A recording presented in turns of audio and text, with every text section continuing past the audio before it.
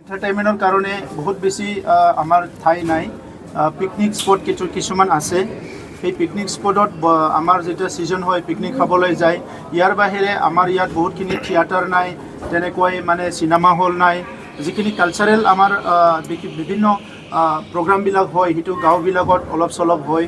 তো আমাৰ মানুহৰ জীৱনটো শুৱনি কৰিবলৈ আমাক কালচাৰ লাগে আৰু কালচাৰৰ থ্ৰুৱেদি সমাজ সংস্কাৰৰ কথা বহুতখিনি কাম কাজবিলাক আমি কিবা নতুন এটা আৱিষ্কাৰ, নতুন এটা ডেভেলপমেণ্ট সেইবিলাকো চিনেমাৰ থ্ৰুৱেদি ৰাইজলৈ লৈ যাব পাৰে। আমাৰ ইয়াত বহুত ক্ৰিয়েটিভ আৰ্টিষ্টবিলাকে ভাল ফিল্ম বনাইছে, শ্বৰ্ট ফিল্ম বনাইছে, ডকুমেণ্টাৰী ফিল্ম বনাইছে। সেইবিলাক দেখাবলৈ কোনো সুবিধা নাই। সেইকাৰণে আমাৰ যিটো ইনফ্ৰাষ্ট্ৰাকচাৰ আমাৰ গ্ৰেণ্ড আছে, ইয়াৰ আণ্ডাৰত এই বছৰ আমি 5খন চিনেমা হল বনাবলৈ গৈ আছোঁ আৰু অহা বছৰত 5খন, আমি 10টা চাব ডিভিজনত 10খন চিনেমা হল নতুনকৈ সজাবলৈ গৈ আছোঁ।